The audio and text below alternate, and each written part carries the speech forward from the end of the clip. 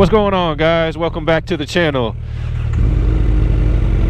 Today we got Chris right here, Tay up here. We are driving out actually to get Tay a new bike. He sold his bike yesterday, his 750, and now we are headed out somewhere to, I don't even know exactly where, but he sent us the address. I got it on my GPS, but he sent us the address, and he's going to pick up hopefully an R1. But me and Chris are basically riding out there just to give him another set of eyes when you're looking at a bike, because you guys know, you bike guys, when you're looking or going to meet somebody you don't or have never met before and going to pick up a bike and going to look at it to make sure you actually want to buy it and see it in person, you want to bring an extra set of eyes, because as bikers know, you get that excited feeling of going to get your new bike,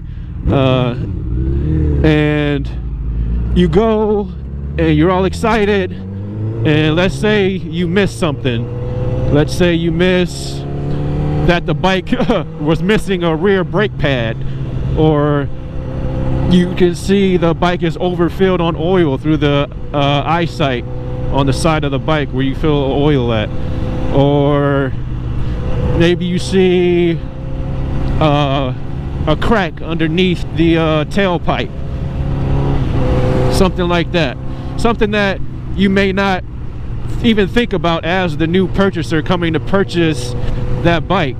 But let's say me or Chris in this situation, we're going to basically help him inspect it, so we're just another set of eyes to maybe see something that Tay might not see, or anybody. So this goes for anybody going to buy a bike off of Facebook Marketplace, off of Craigslist, anywhere, wherever you're going to buy a bike from. If it's your, even if it's just your buddy's bike, you got to make sure everything is good. So that's why we're basically going to help him out. It should be a nice little ride here. It's about an hour away, he said, or hour and 7 minutes.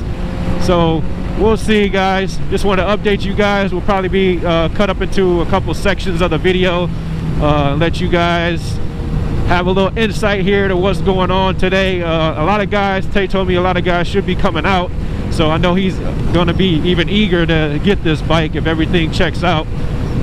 He actually sold his bike, and TJ sold his bike in the same day, which was kind of cool and funny to me. I didn't get a chance to ride yesterday with the guys before they sold their bikes, just because I was working out, getting that money first. And that's just kind of how I am. Go get that money first before I ride. Even though I love riding so much, riding comes second after that money. And if I get a wife one day and kids, yes, that's going to be a second option too as well.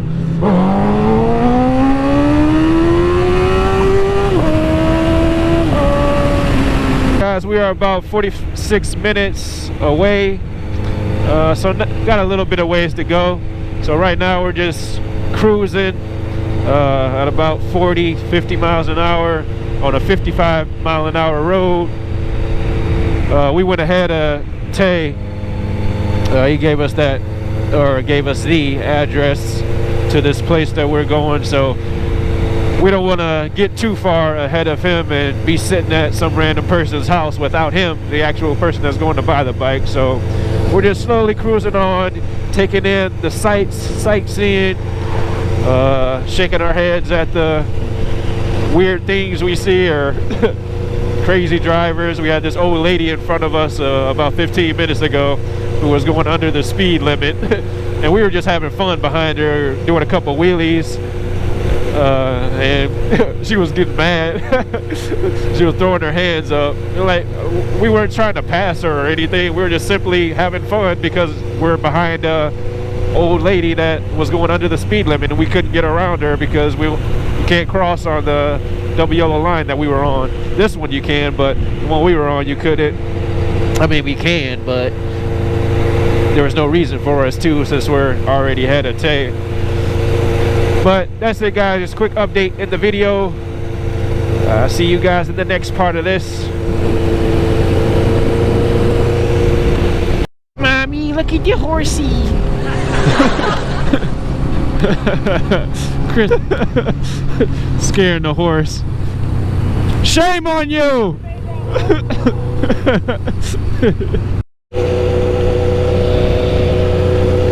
So we are about 23 minutes away from this guy's house, but we just stopped at the gas station and Tay said that the guy wasn't answering, so we are still headed to his house, and hopefully I was telling Tay, hopefully that's the correct address and he didn't just send us somewhere being like a scam type of guy, because that would suck, even though it was a nice ride out here. But you guys know how that is. So we're still headed there. Like I said again, we got 23 minutes left to go. Just another update in the video. So something funny about like coming out this way, or ways like this, out in like the country land. Again, I don't know how many of you guys know this, but I want to live at places like just like this, to where it's open space. And I'm basically not too far from my neighbors, but I don't want to be butt up close like a apartment complex or houses right next to each other where you can literally see into your neighbor's bathroom window. I don't want to be that close. I want to be like, my house is right here and I have this much land until my next neighbor's house. But the funny part about coming out to country land like this, out in the country, is all you smell is horse, cow, that's like manure, fertilizer, you smell horse poop, hay. It's just, I don't know, for country people, and for people that like living in the country, and people that want to live in the country like me, we don't mind smells like that. Not if it's like too overpowerful, obviously nobody likes that, but stuff that you don't mind based on where you live. So there's a lot of stuff like this out here, land, and that's exactly what I want. So hopefully I find me a nice wife that wants the same thing like that, because we are going to be living comfortably, and I'm gonna have a big garage like that too, for my lifted truck, all my bikes and the Corvettes. Gotta have a enclosed garage like that to do all my tinkering. And that's another reason why I want to live out in the country, because I know I would bug a lot of my neighbors if I lived in like a residential area right next to neighbors or something like that, because I feel like I'm gonna be a guy that makes a lot of noise. Obviously I like loud stuff, loud motorcycles, loud Corvette, loud truck, loud equipment. I like tinkering with stuff, so I know I'm gonna be making some noise. And that's another popular reason why people choose to live out in the country, because they're like the working class laborer type guys that have boats, have big trucks, have kids, and it's very good community out in the country. People help each other out. It's a lot of Amish out here. As you guys saw earlier in the video, when Amish buggy was going by with a horse. But it's cool sights, cool atmosphere, laid back, down to earth. Some very chill nights out here. I like fireworks too, so that's another reason why I don't want to live close to people. I want to live something like this, to where I can shoot my fireworks off and not get the cops called on me, and have my neighbors like that, this area right here, kind of enjoy my firework display. So that would be a good thing.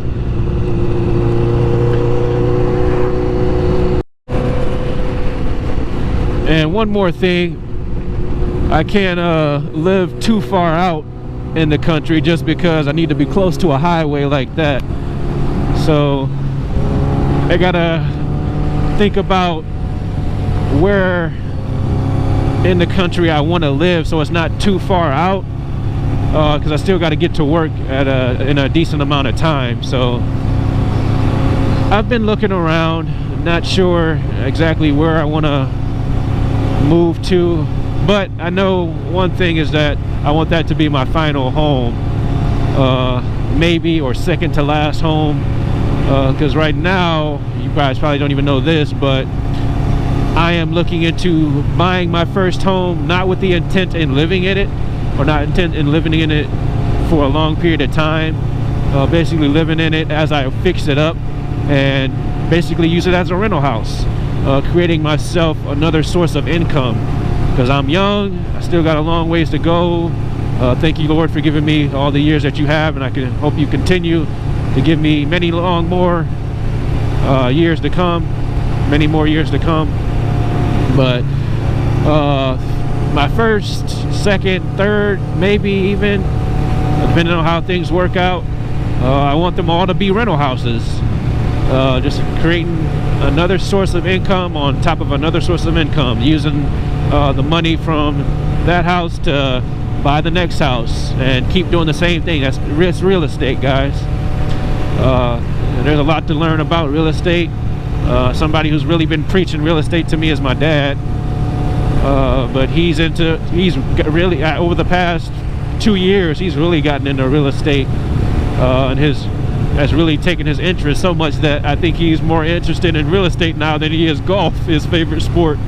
So it's really funny to say, if you guys know my dad, I know you don't, but I'm just saying, like, if you did know my dad, that would be very surprising to you how much he loves golf and sports, that he is willing to take real estate over that. More horsies. Horsey farmer. That's something that my brother wanted to be when he was younger. He'd always say, I want to be a horsey farmer, Daddy. He'll always tell my dad. 12 minutes left to go till we get to this guy's house. Hopefully it's his house, and hopefully the bike is there and everything shakes out how it's supposed to. It goes very well. But I'll probably turn this off and see you guys there. Alright guys, we are pulling up on this guy's house.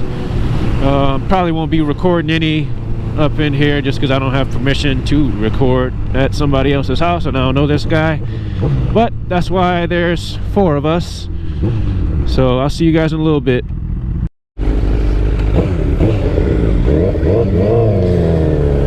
Alright guys,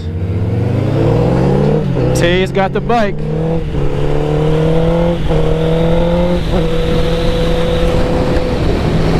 So just leaving out of that guy's house. It was in fact the right house.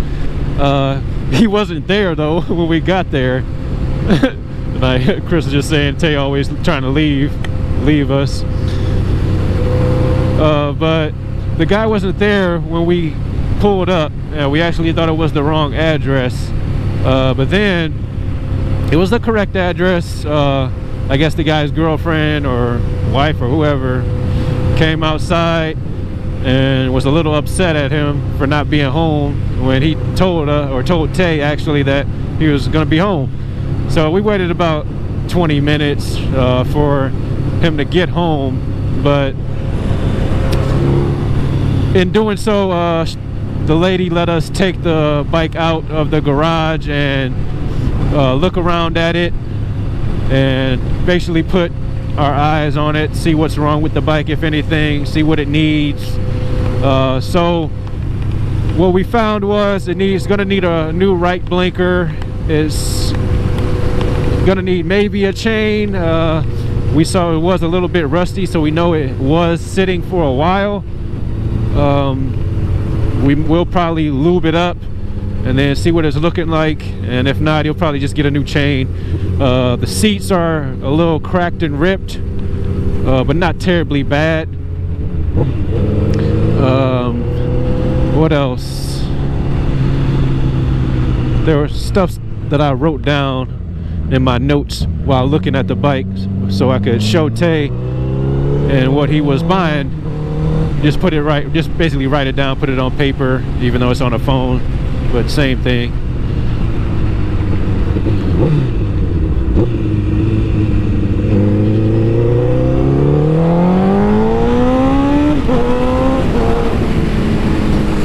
Let you guys get a quick look at it here.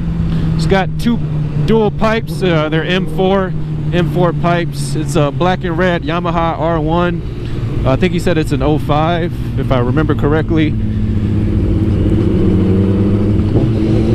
It's got the frame sliders like I have on my bikes. That one actually needs to be tightened up. I see it rotating right now. It's got frame sliders on the front. Got some fires going over here, wood fires. What else we got? Oh, it has a backup camera on it. That's a strange part that we were all talking about. This thing has a backup camera on it. Camera's right there in the middle, underneath the tailpipe.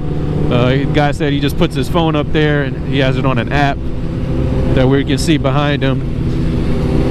Some people like that, some people don't. I don't know too many people with backup cameras on their motorcycles. It's got the bar end mirrors,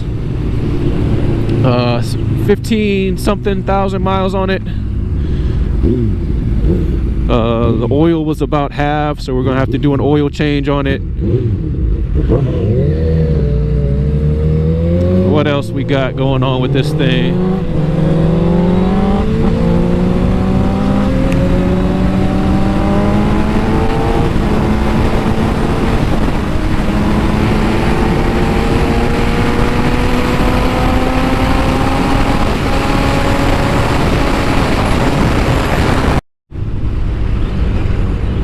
So two other things that were the major concerns that caught our attention were the fork seals. We thought they may be leaking. Fork seals.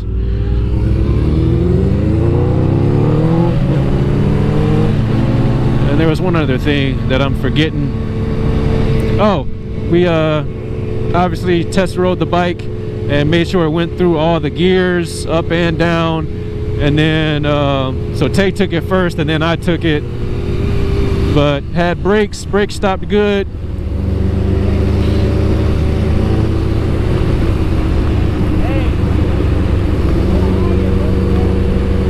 Got to go get some fuel, he's saying.